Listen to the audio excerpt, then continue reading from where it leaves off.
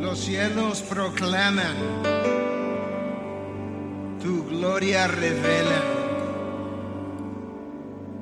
Cuán grande es tu nombre, oh Jesús, poderoso tu nombre es. El Verbo de Dios, el unigénito. La gloria velada en la creación en ti se manifestó, oh Jesús, el más hermoso de los hijos de los hombres. Poderoso tu nombre es. A tu nombre tiemblan los demonios.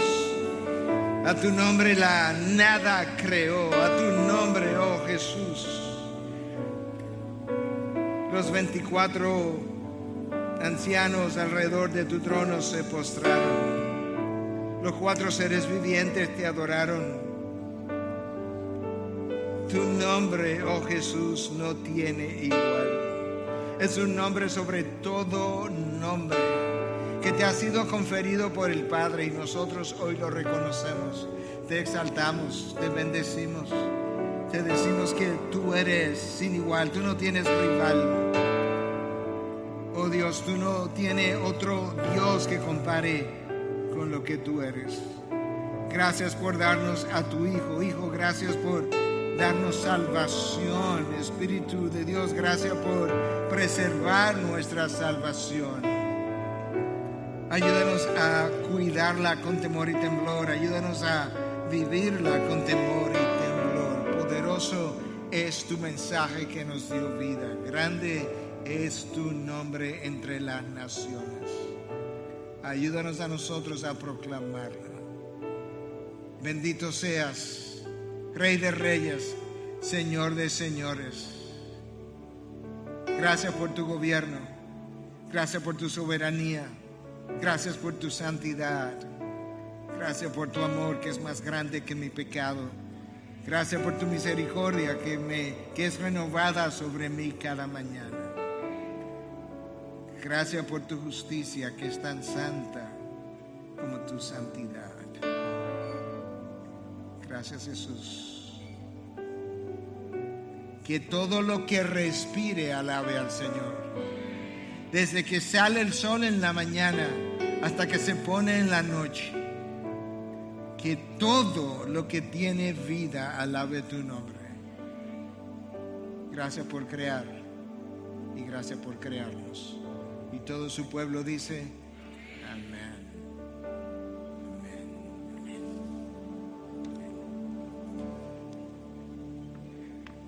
Grande y poderoso es su nombre, ciertamente.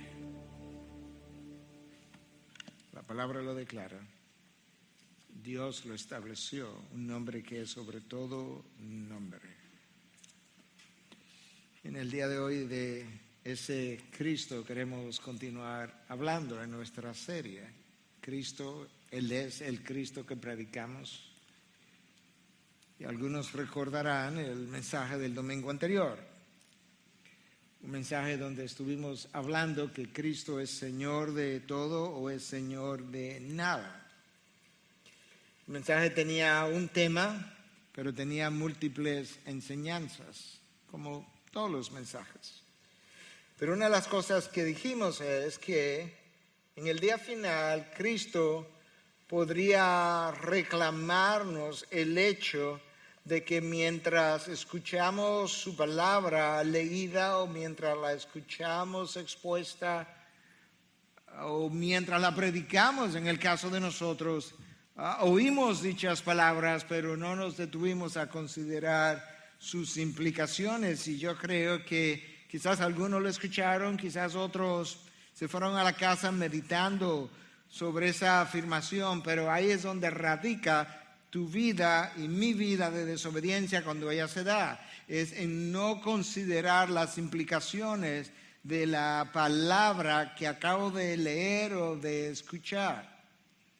Y la razón por la que yo quisiera comenzar con esa introducción es porque yo quiero usar un texto hoy y ver las implicaciones de ese texto y no simplemente el significado exegético del mismo, el significado inmediato. Y para darte una idea de a qué me estoy refiriendo, tanto los reformadores como los puritanos entendían que cada mandato que Dios nos ha dado tenía una ordenanza clara en la superficie, como que todo el mundo podía entender, pero que luego ese mismo texto tenía ramificaciones masivas que frecuentemente el cristiano no se percataba de ellas. Y yo quiero darte una sola ilustración para yo poder mencionar o ilustrar cómo Cristo mismo nos enseñó acerca de lo que yo estoy hablando en este momento. Cuando tú piensas en el sexto mandamiento de la ley de Dios, no matarás, los reformadores y los puritanos entendieron que detrás de ese texto habían otras ramificaciones que tenían que ver con la dignidad de la vida, de tal forma que ellos comprendieron, escribieron, proclamaron que el sexto mandamiento de la ley de Dios también estaba íntimamente relacionado al respeto por la vida humana, a la dignificación de lo que es la humanidad del hombre, al cuidado de toda vida humana. El Señor Jesús lo entendió exactamente igual y nos habló de algo parecido en el Sermón del Monte. Y para continuar ilustrando, antes de entrar en materia hoy, yo quiero mencionarte que ese sexto mandamiento de la ley de Dios acerca de no matarás, te prohíbe a ti y a mí cometer asesinato de carácter contra alguien porque viola la dignidad de la vida humana, que es lo que el sexto mandamiento está protegiendo.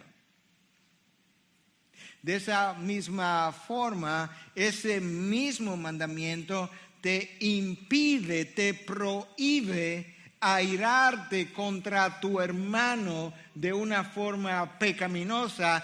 Y eso es lo que Cristo enseñó. Cuando Cristo vino en el Sermón del Monte y decía, oíste que se os dijo, pero yo os digo, Él no estaba diciendo aquello que aprendieron estuvo mal, pero ahora yo vengo a reemplazarlo. No, Él vino a decirnos, tú escuchaste esto, tú aprendiste esto es así, pero yo te amplío lo que eso quiere decir y esto es lo que te vengo a traer. Y eso es exactamente lo que tú escuchas en Mateo 5, del 21 al 22. Escucha a Cristo ahora enseñando.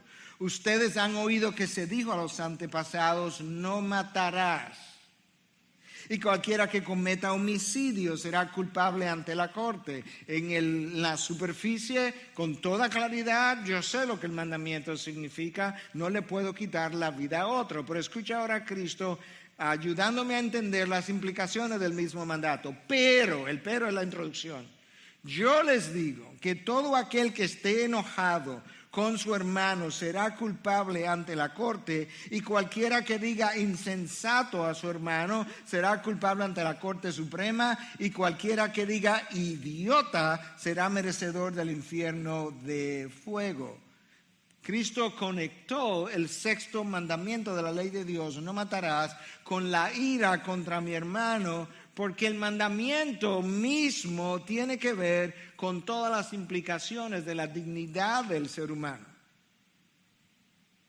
Yo menciono eso porque yo quiero leer ahora un texto sumamente conocido, mencionado, citado la semana anterior, usado por cientos de años en el campo misionero, y sin embargo yo quiero que consideremos las implicaciones de ese mismo texto desde otra perspectiva que quizás no la habías visto.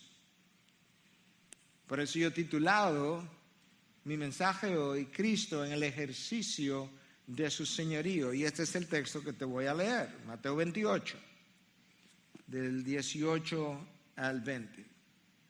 Acercándose Jesús les dijo, toda autoridad me ha sido dada en el cielo y en la tierra, pues Vayan y hagan discípulos de todas las naciones, bautizándolos en el nombre del Padre y del Hijo y del Espíritu Santo, enseñándoles a guardar todo lo que les he mandado. Y recuerden, yo estoy con ustedes todos los días hasta el fin del mundo.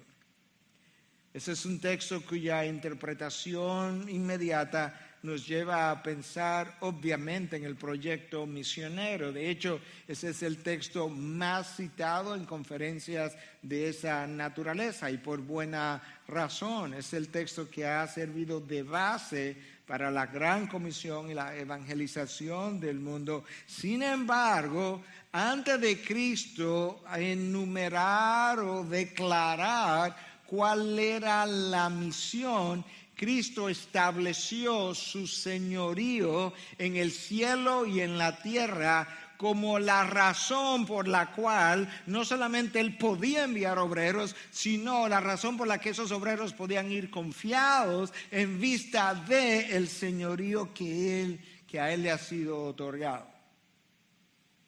Notemos cuán absolutas son las palabras de Jesús. Toda autoridad, su autoridad no es parcial y en lo adelante no sería limitada por su encarnación ni por la naturaleza de su misión aquí en la tierra. Cuando Cristo vino, Él vino a representarnos a nosotros y luego ir y colgarse en una cruz y morir en mi lugar. Por tanto, Él teniendo toda autoridad, aún así restringió mucha de su autoridad, mucho de su poder, porque tenía una misión que cumplir con una naturaleza muy específica. Pero luego de su resurrección, el Padre lo invistió con una autoridad absoluta en el cielo y en la tierra, en el mundo visible y en el mundo invisible. De manera que, basada en esa autoridad, Él comienza a declarar cuál es la obra misionera. Y yo quiero que nosotros veamos hoy las implicaciones del versículo 18 solamente, aunque voy obviamente a entrar en el resto del pasaje que leí. Cuando pensamos en autoridad, Cristo dijo que toda autoridad le había sido dada. Tenemos que pensar en el derecho que alguien tiene de decir, de hacer, de decidir conforme a su voluntad sin tener que consultar con nadie. Es ese derecho de hablar, de hacer, de decidir, de acuerdo a su voluntad, sin tener que consultar, es el que se le ha dado a Cristo en el cielo y en la tierra. Por eso es que Filipenses capítulo 2 declara de diferentes formas que después del ministerio de Cristo, después de su obediencia total durante su vida, después de su muerte sin mancha, después de su triunfo en la cruz, el Padre le confirió, lo exaltó hasta lo sumo y le confirió un nombre que es sobre todo nombre, para que al nombre de Jesús se doble toda rodilla de lo que están en el cielo y en la tierra, debajo de la tierra, en el submundo como en el Seol, y que toda lengua confiese que Jesucristo es Señor para la gloria de Dios Padre. Es su autoridad la garantía para ser discípulos. De manera que no hay gran comisión sin el establecimiento del señorío de Cristo, sin la declaración de dicho señorío. Y si la autoridad de Cristo es absoluta y se extiende entonces a lo largo de los cielos y la tierra, cuando vayamos por el mundo no tendríamos nada que temer. Y en la medida entonces en que Cristo ejerció su ministerio aquí debajo, Él dejó claramente expresado la limitación del poder y la autoridad de toda criatura y al mismo tiempo estableció cuán ilimitada es su autoridad y su poder. De manera que yo quisiera que de aquí en adelante pudiéramos considerar las implicaciones de su autoridad, porque esas son las implicaciones de su señorío. Como decía esta mañana, pueden poner el reloj en 0 porque ahora es que comienza el mensaje. En primer lugar, Cristo demostró su autoridad a la hora de enseñar a las multitudes.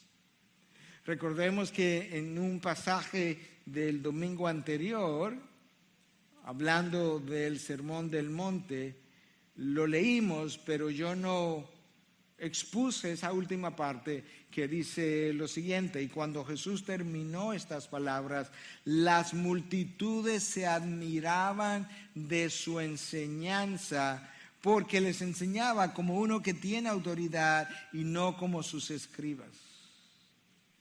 Cuando yo leo el texto que dice que las multitudes se admiraban de su enseñanza, yo no me imagino a la gente yéndose a aquel lugar diciendo: interesante el sermón, ¿eh? Oye, mira, yo no había pensado en eso. No, fue muy bueno, tuvo una buena ilustración. No, yo me imagino a gente como, wow, increíble. Yo nunca había oído una cosa semejante. La unción del Espíritu, la santidad de su carácter, el dominio de las Escrituras le confirieron a Jesús una autoridad jamás mostrada por ningún rabino anterior ni posterior a su vida.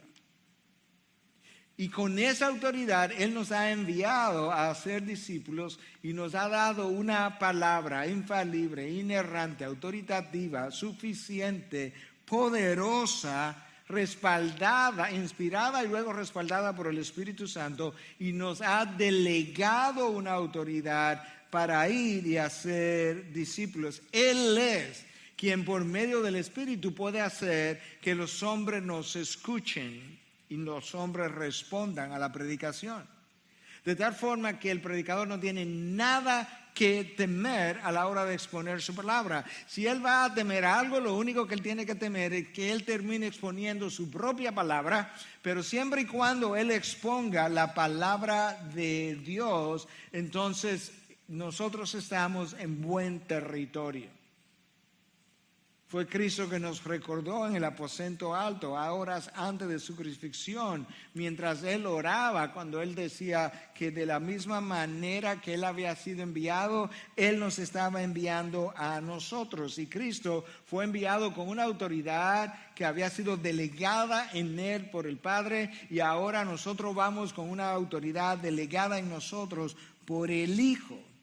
El Hijo garantiza que por medio del Espíritu los hombres puedan escuchar y responder al mensaje del Evangelio. De hecho, nosotros tenemos que recordar que en Romanos 10 Pablo escribe que la fe viene por el oír y el oír viene por la palabra de Cristo. Pero ¿cómo es esa palabra de Cristo escuchada? Por medio de la proclamación de hombres y mujeres ordinarios y comunes que con una autoridad delegada en su palabra e inspirada y endosada por el Espíritu pueden hablar la palabra de Cristo y pueden a través de esa palabra crear fe en Cristo cuando esos hombres se escuchan, de manera que tú puedes ver la autoridad del maestro a la hora de enseñar, ahora delegada en los discípulos que van a enseñar las mismas cosas que él habló.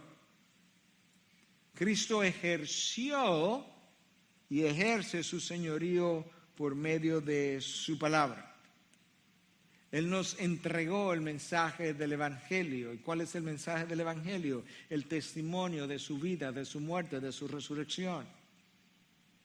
Hay tantas cosas que se predican hoy que no corresponden al mensaje del Evangelio. Y cuando no predicamos el Evangelio, yo no puedo contar con esa autoridad de la que Cristo estaba hablando ese día. Yo no puedo contar con su protección, yo no puedo contar con su provisión. No. La proclamación en el contexto del texto de la Gran Comisión de que toda autoridad me ha sido dada en el cielo y en la tierra es para respaldar la obra misionera de proclamación de su mensaje. Cuando esa persona no hace eso o proclama ese mensaje y no ha nacido de nuevo, él es un impostor. Y el impostor no será endosado por dicho poder. Cristo, antes de enviarnos, nos da garantía. Y la garantía es la autoridad de quien envía. Y esa autoridad Él siempre la ha ejercido por medio de su palabra, desde toda la eternidad. Recordemos que Génesis 1 nos dice que dijo Dios y pasó. Y dijo Dios, y dijo Dios. 10 veces en el libro del Génesis, capítulo 1, aparece la frase, y dijo Dios, y dijo Dios, y dijo Dios. Y cuando Dios dijo, la nada comenzó a producir todo cuanto existe. Pero yo no puedo perder de vista, no puedo olvidar que todo cuanto existe, a pesar de que el texto dice, y dijo Dios, y dijo Dios, y dijo Dios, fue creado por medio del Hijo, del Cristo que estamos hablando. De hecho, Pastor Luis leyó un texto de Colosenses 1, 16, 17, que yo quisiera volver a repetir, para que puedas ver claramente cómo es. Porque en Él fueron creadas todas las cosas, tanto en los cielos como en la tierra, visibles e invisibles. No hay nada que no haya sido creado en Él. Ya sean tronos, o dominios, o poderes, o autoridades, esos son seres espirituales. Todo ha sido creado por medio de Él, y escucha ahora, y para Él, a Dios Padre, le plació no solamente crear por medio de Él y de la palabra hablada, sino que creó para Él, para su Hijo. Y Él es antes de todas las cosas, y en Él todas las cosas permanecen. ¿Tú sabes lo que quiere decir eso?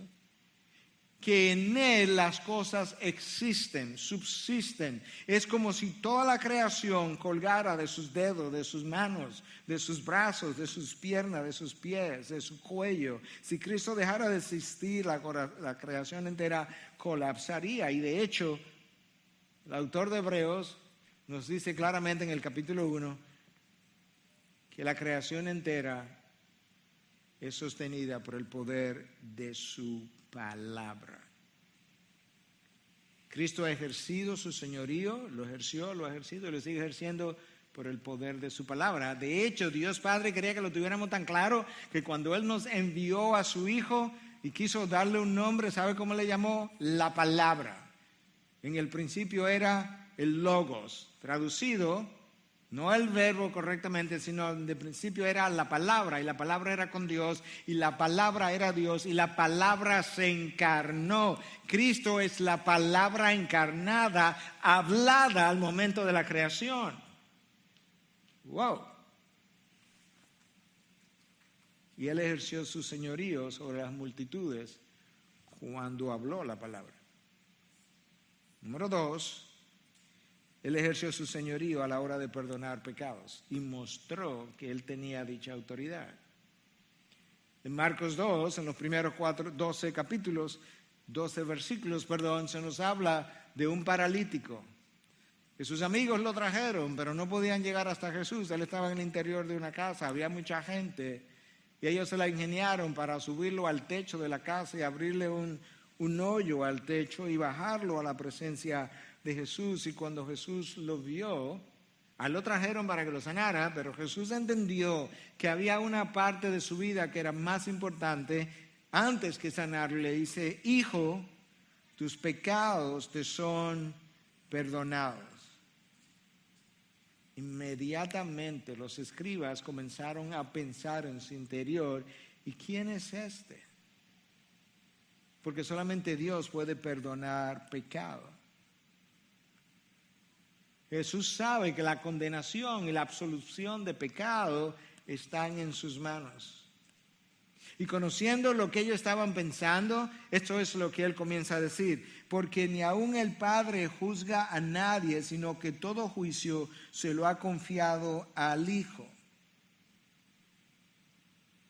Pero antes de Cristo decir esto, él continúa ahí en la casa. Él continúa ahí en la casa con este hombre paralizado, a quien él le acaba de perdonar pecados, y él conoce lo que está en los pensamientos de estos hombres, y le dicen: pues para que sepan que el Hijo del Hombre tiene autoridad en la tierra para perdonar pecados.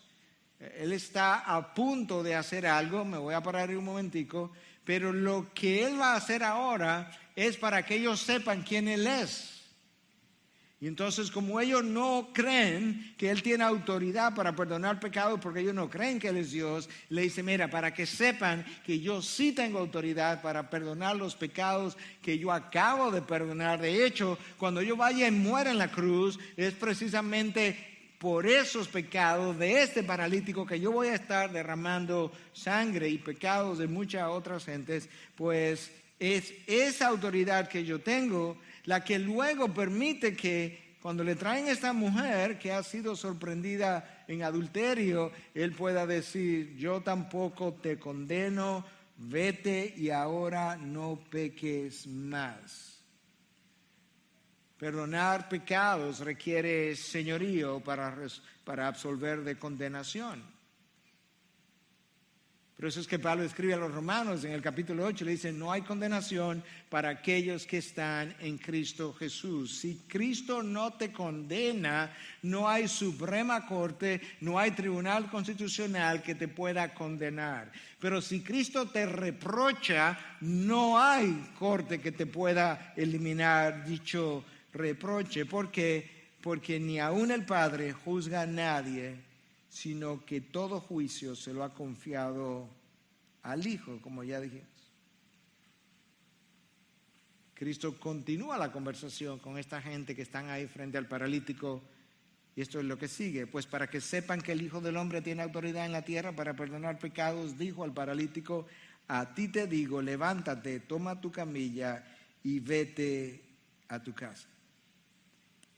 Ese día Cristo perdonó los pecados de este paralítico, reconociendo que pronto llegaría el día donde Él haría posible dicho perdón a través del derramamiento de tu sangre, o de su sangre. Habiendo escuchado eso: levántate, toma tu camilla y vete, podemos decir que en tercer lugar, Cristo ejerció su señorío y su autoridad sobre las enfermedades. Las piernas de este paralítico comenzaron a moverse de una forma análoga, o de una forma similar a como las multitudes fueron movidas por el poder de su palabra. Levántate, toma tu camilla, las piernas ya están en movimiento.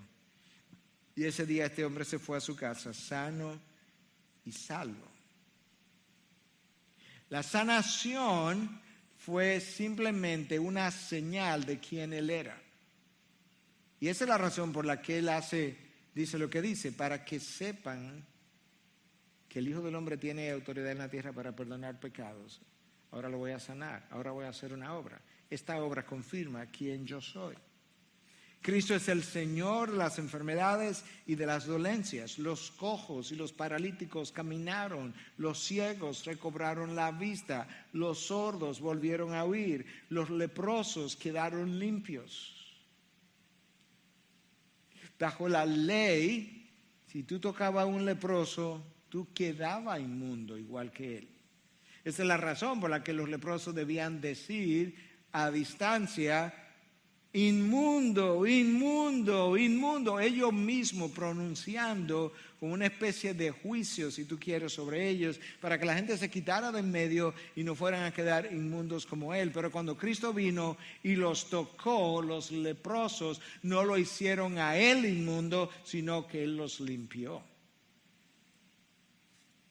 Él mostró su autoridad, mostró su señorío sobre las dolencias y sobre las enfermedades.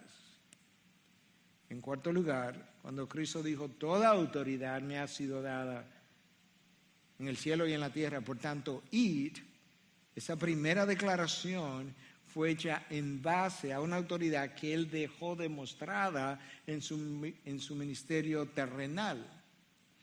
Recordemos la primera tormenta, Marcos 4, Cristo en la barca, está durmiendo, lo despiertan porque están en medio de esta tormenta, los discípulos están atemorizados y el texto de Marcos 4 a partir del versículo 39 dice que él se levantó, reprendió al viento y dijo al mar, cálmate, sosiégate.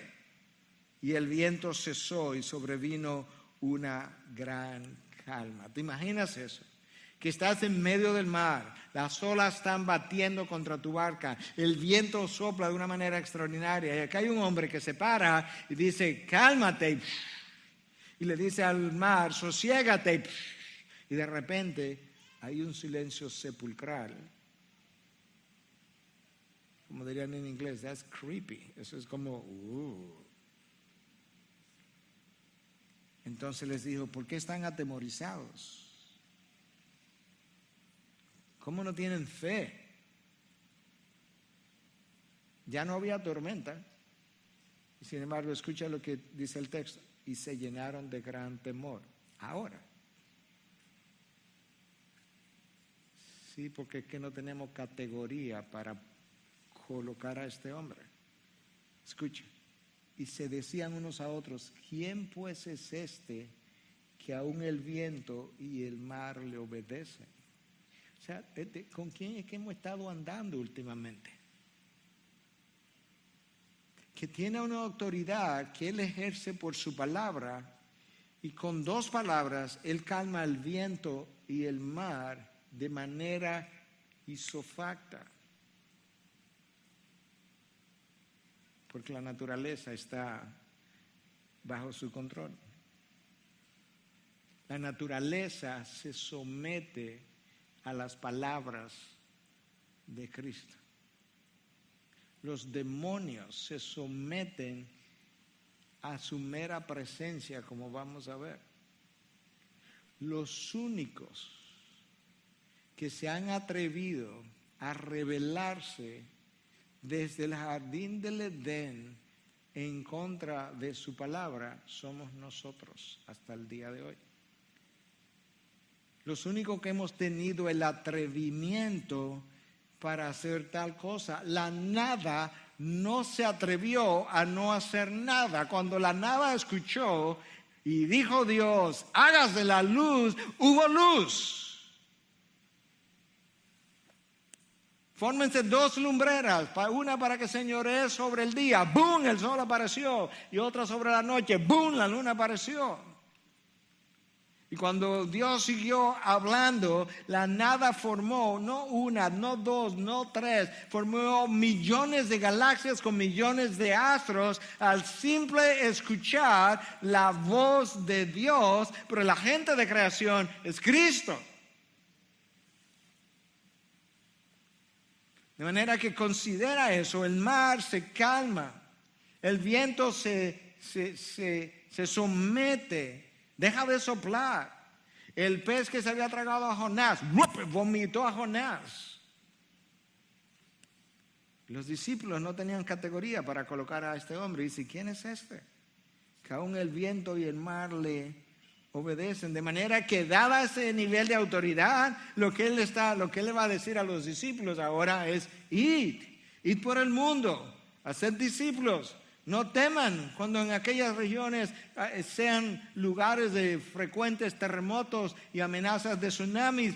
Ellas están bajo mi control, bajo mi señorío, bajo mi autoridad. El viento no puede soplar a menos que yo lo autorice y el mar no puede rugir a menos que yo les dé permiso. De manera que vayan con mi garantía. Nosotros podemos adiestrar un animal y hacer que él responda parcialmente a nuestra voz. Pero a la voz de Dios responde la nada, la creación, una vez que la nada haya respondido, los seres espirituales, excepto frecuentemente el ser humano. Su palabra es el medio por medio del cual Jesús ejerció y ejerce su autoridad y señorío. Una vez más, el autor hebreo dice que el universo entero es sostenido por el poder de su palabra. En quinto lugar, Cristo ejerció y ejerce señorío sobre la muerte y sobre la vida. Pero Él vino y enseñó que el poder de la muerte y la vida lo tiene Él. Que nadie puede agregar una hora a su vida con preocuparse.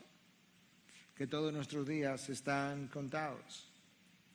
Y Jesús demostró en más de una forma, enseñó y luego lo demostró que realmente Él tiene el poder sobre la muerte y sobre la vida. En Mateo 10, donde Él envía a los 70 en una misión especial, temporal, pero especial, esto es lo que le dice en el versículo 28. Y no temáis a los que matan el cuerpo, pero no pueden matar el alma. No temáis al COVID, que no puede matar el alma. Más bien temer a aquel que puede hacer perecer tanto al alma como al cuerpo en el infierno. En otras palabras, yo tengo la autoridad y el señorío sobre lo que tú temes, que es la muerte, y yo tengo la autoridad y el poderío sobre la vida, que es lo que tú quisieras retener. Pero eso no te pertenece a ti, eso me pertenece a mí. El centurión romano Jairo tenía una niña que estaba a punto de morir y va a buscar al maestro y ahí hay gente que son insensibles, le dice no moleste al maestro, ya vete, seguro ya tu hija murió, y el maestro dice no le crea, no le preste atención, simplemente créeme, vete, que tu hija vive. Y el hombre se fue creyendo, llegó a la casa y antes de llegar había gente que le estaba esperando para decirle que su hija había vivido, había vuelto a la vida. Y entonces preguntó, ¿y cómo a qué hora ocurrió eso? Y cuando le dijeron a qué hora, supo que a esa misma hora Cristo le había dado la palabra de que vete, que tu hija vive.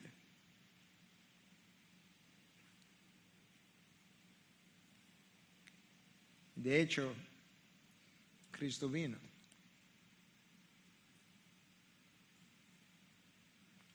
Le dice, niña, a ti te digo, levántate. Marcos 5:41. Cristo viene en una procesión entrando a Naín, y de ahí salió una procesión con una viuda y su hijo muerto. Cristo se encuentra, le dice, joven, a ti te digo, levántate. Los que iban para el cementerio tuvieron que devolverse, porque Cristo arruinaba todos los funerales. Porque cuando la vida se hace presente, la muerte tiene que huir. Y cuando él va a la tumba de Lázaro, él ordena que le remuevan la piedra. No es que Yede ya, yo no pregunté si es día o no es día, yo estoy pidiendo que me remuevan la piedra. Ahora, si tú quieres, yo la remuevo y hablo y la remuevo. Lázaro, sal fuera. Y Lázaro sale todavía con sus vendas. Si Cristo es el camino, la verdad y la vida, cuando Él aparece, la muerte tiene que irse. Ahora, nadie lo expresó más claramente que Él. En Juan 5:21. Así como el Padre levanta a los muertos y les da vida a sí mismo, el Hijo del Hombre también da vida a los que Él quiere. Wow. No resucité a todos, pero le he dado vida a los que yo quise. Ahora, Cristo quiso dejar claro que Él no solamente tenía el poder sobre la vida y la muerte de otros, sino que Él tenía poder sobre la vida, sobre su propia vida y su propia muerte. Y por eso Él declara en Juan 10:18, nadie me quita la vida, sino que yo la doy de mi propia voluntad.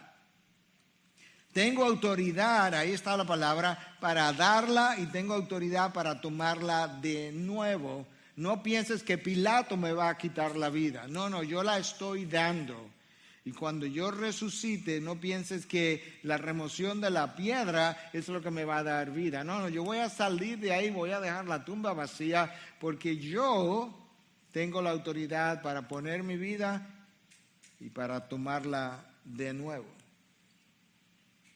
Cuando Cristo pasó por esta tierra, Él mostró su autoridad, mostró su señorío a la hora de hablar e impresionar a la gente con sus enseñanzas, a la hora de librar o sanar o absorber de pecados a los condenados y dejarlos libres, a la hora de sanar los enfermos, los dejó sanos, el mar, el viento los sosegó, los muertos resucitaban. Una y otra vez como dando a demostrar, esta es mi autoridad, que ahora yo he decidido restringirla y usarla de forma parcial, pero ahora en el texto de la Gran Comisión es post-resurrección, es post-crucifixión, toda autoridad sin restricción me ha sido dada en el cielo y en la tierra. Id, confiados.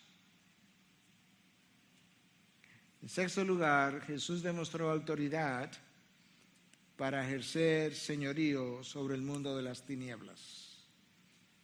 Él tiene y él tenía esa autoridad sobre lo visible y lo invisible. Colosenses 1 declara que él creó lo visible y lo invisible. De hecho, algunos de ustedes recordarán la historia del Gadareno.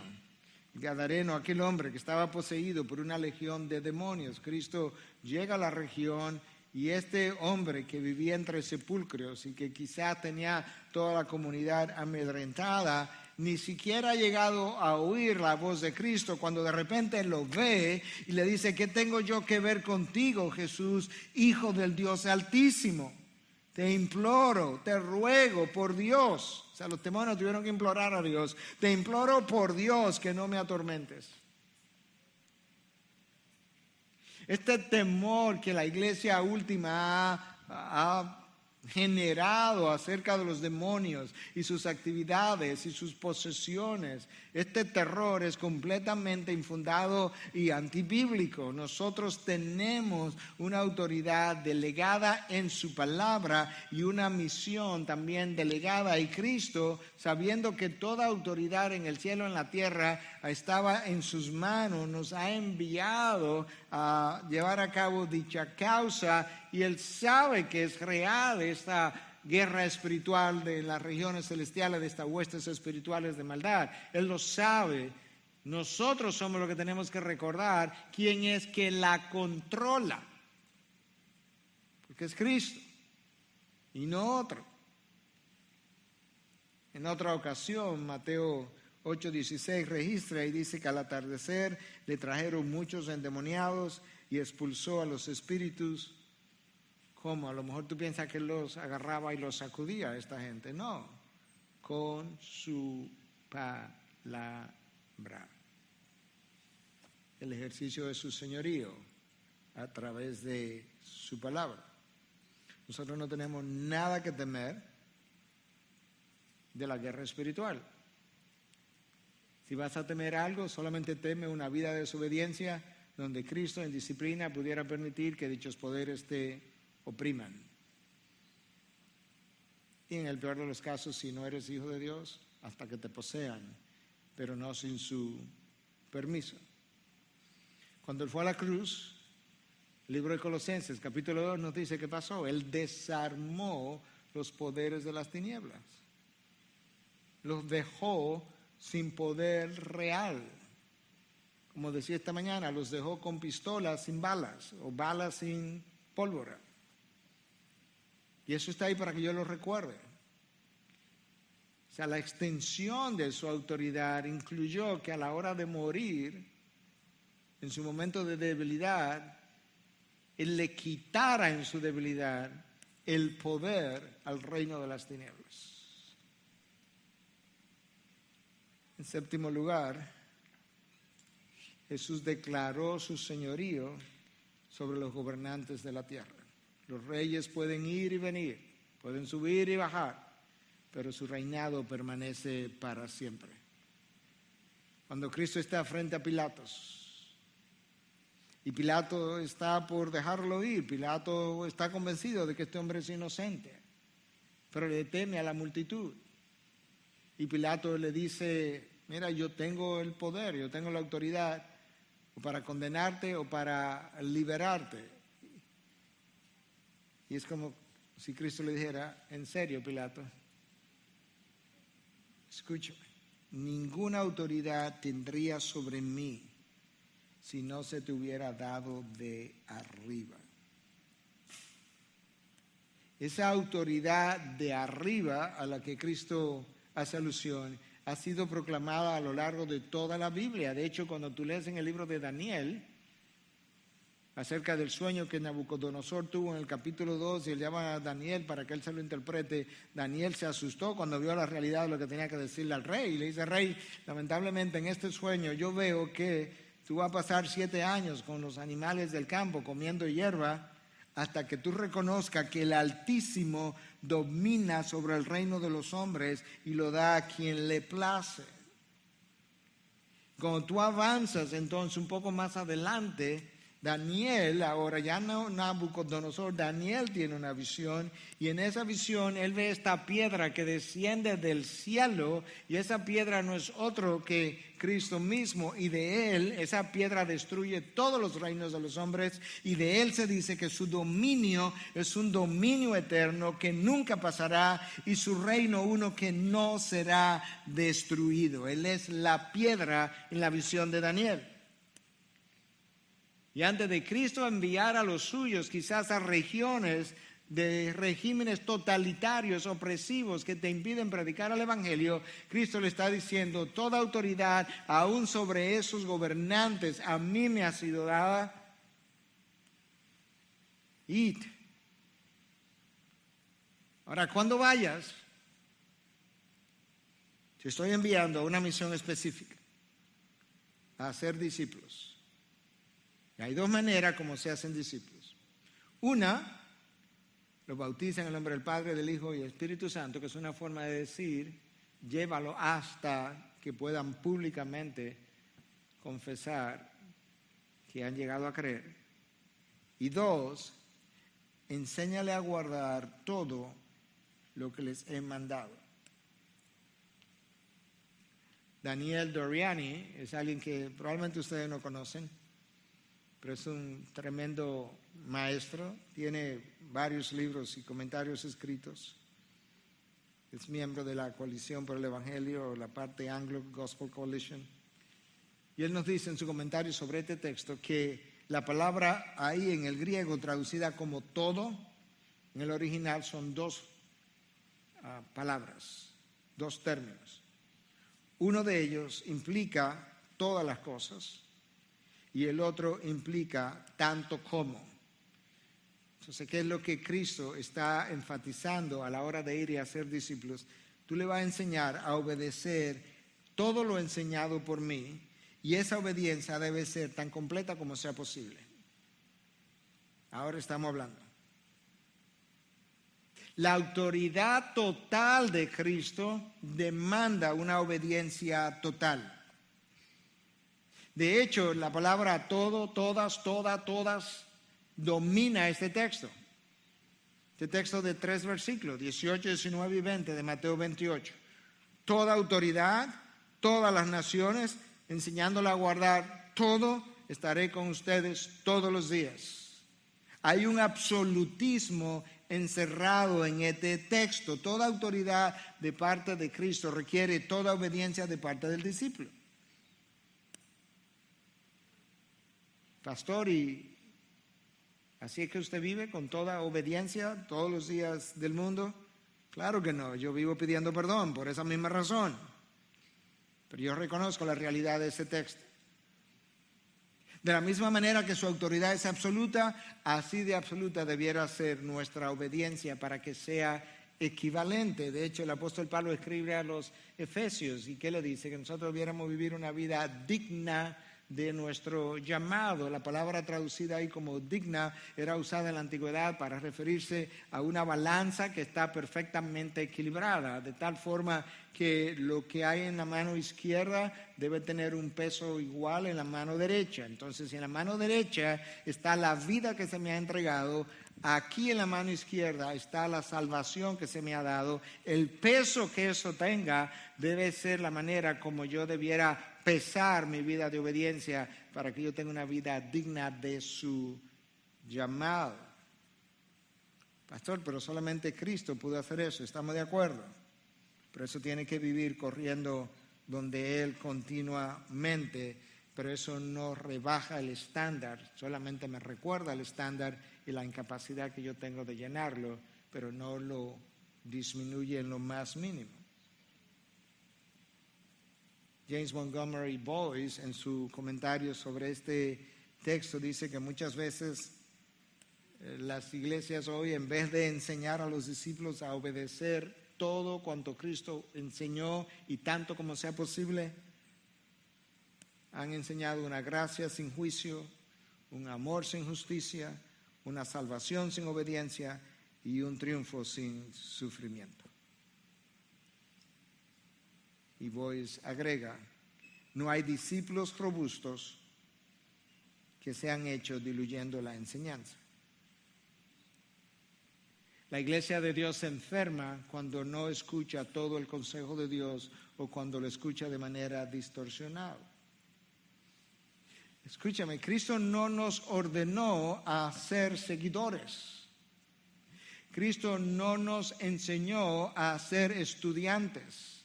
Cristo no nos enseñó a ser simpatizantes. Él nos ordenó a ser discípulos. ¿Tú sabes qué es un discípulo? Bueno, yo te lo voy a ilustrar de parte de los labios de Cristo. Lucas 6:40. Todo discípulo, cuando es entrenado bien, será como su maestro. Entonces, ¿qué implica eso?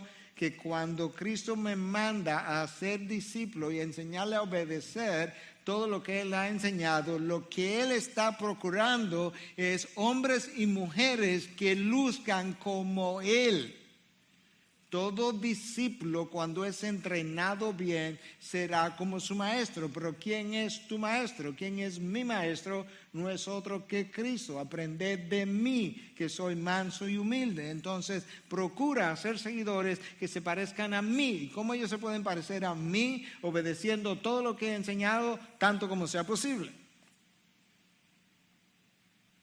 Grant Osborne, en su comentario exegético, dice, hasta que las áreas seculares de nuestras vidas hayan sido bautizadas con santidad, no somos verdaderamente discípulos de Cristo. Piensa en la área más secular de tu vida, la que no sé qué tú haces, qué tú trabajas, cómo lo haces, no sé qué tú vendes, cómo compras, qué tienes, qué no tienes, cómo vive, dónde trabaja, no lo sé. Pero la parte más secular de tu vida, Osborne dice, hasta que eso no haya sido bautizado con santidad, tú no eres un verdadero discípulo de Cristo. ¿Por qué? Porque todo discípulo, cuando es entrenado bien, será igual que su maestro. Nuestra misión bajo el señorío de Cristo ha sido claramente especificada. Tú tienes un mensaje de salvación. Tú lo llevas con una autoridad delegada en el poder de mi palabra. Y tú tienes dos garantías, como dos portalibros. Una, toda mi autoridad en el cielo y en la tierra, vete. Dos, tú no vas solo, yo estaré con ustedes todos los días hasta el fin del mundo. ¿Quieren más garantías de ahí? Tiene toda su autoridad y toda su presencia, todos los días, hasta que yo regrese, hasta el fin del mundo. Dado ese señorío absoluto de Cristo y el poder de su palabra, nosotros podemos ir confiados, conociendo que cuando su mensaje de vida intercepta mi muerte espiritual, yo comienzo a vivir por primera vez. Cuando la luz del Evangelio penetra la oscuridad de mi mente, esa mente es iluminada. Cuando el amor de Cristo llena mi corazón es sensibilizado, no solamente hacia las cosas de Dios, sino hacia el otro, que es portador de la imagen de Dios, cuya dignidad humana yo tengo que respetar, y que Cristo, Dios, usó un mandamiento para proteger dicha dignidad. Cuando su verdad se encuentra con mi voluntad esclavizada, la liberta. Cuando su autoridad para perdonar pecados intercepta mi culpa, la perdona.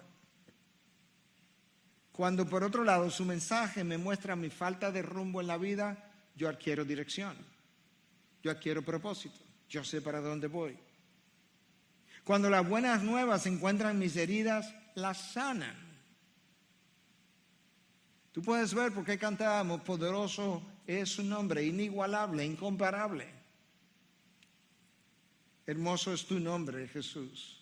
Es el entendimiento de toda esa realidad lo que hace que Pedro en el libro de los Hechos se encuentre registrado por Lucas, que es quien escribe el libro, diciéndole a alguien que no hay ningún otro nombre debajo del cielo en el cual tú puedas ser salvo. No hay ningún otro nombre. ¿Y tú sabes por qué no hay ningún otro nombre? Porque no hay otro sacrificio que me limpie de pecado.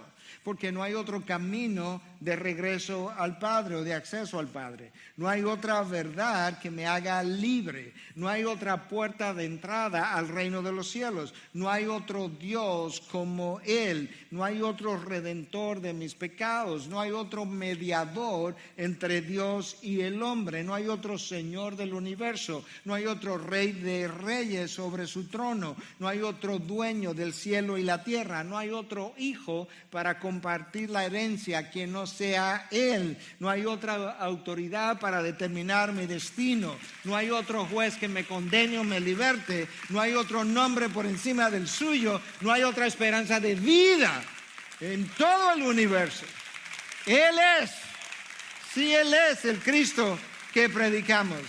Él es el Cristo de la gloria. Él es el Hijo de Dios. Y Él representa todo lo anterior, porque Él tiene toda autoridad en el cielo y en la tierra. Porque Él determina el destino de los hombres. Porque Él ejerce señorío sobre tronos, dominio, poderes, autoridades. Porque en Él subsisten todas las cosas. En Él nosotros nos movemos, vivimos, nos movemos y existimos. En Él todas las cosas son hechas nuevas. Y por eso nosotros esperamos cielo nuevo y tierra nueva, para luego pasar el resto de la eternidad en dicho lugar con Él. Él es así porque Él triunfó sobre el pecado en la cruz y Él triunfó sobre la muerte, dejando la tumba vacía. Y cuando tú ves y llegas ya al final de la Biblia está casi cerrando, nosotros tenemos una visión como hacia el trono, como de la historia de la humanidad. Y tú encuentras a Juan viendo esta visión y está desesperado y está llorando porque resulta que ahí en esa visión él se ha dado cuenta que el mundo está bajo condenación y que hay un rollo que tiene 7 sellos que nadie puede abrir. En la antigüedad los rollos representaban como títulos de propiedad y usualmente tenían un sello o 2, quizás 3, y había una sola persona que tenía el derecho de romper los sellos para ver su contenido. Y cuando Juan está en esta visión, él se percata que aquí hay un rollo como que representa toda la historia de la humanidad y de repente tiene no un sello, no 2, no 3, 4, 5, 6, 7, el número de la perfección, y que no ha habido nadie ni en el cielo, ni en la tierra, ni debajo de la tierra que haya sido encontrado digno de abrir el libro y de abrir los sellos. Y Juan dice, yo me puse a llorar hasta que uno de los ancianos se levanta y le dice, Juan, para de llorar, Juan, porque el león de la tribu de Judá, la raíz de David, el cordero inmolado, ha sido encontrado digno de abrir el libro y de romper los sellos. Y a Él le pertenecen el honor y la gloria por los siglos de los siglos, Juan. Sonríe, regocíjate, deja de llorar, Juan. No más llanto. Nosotros tenemos el triunfo en su persona garantizado. Él es el Cristo que predicamos. Él es que tiene un nombre sobre todo nombre.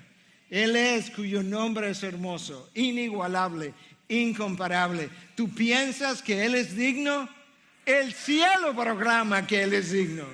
Y si el cielo lo proclama, nosotros no podemos hacer menos. De manera que ponte de pie. Vamos a cantar al Cordero de Dios inmolado, que Él es digno de abrir el libro, de romper los sellos, y que nosotros le vamos a estar adorando por el resto de la eternidad. ¿Estás listo?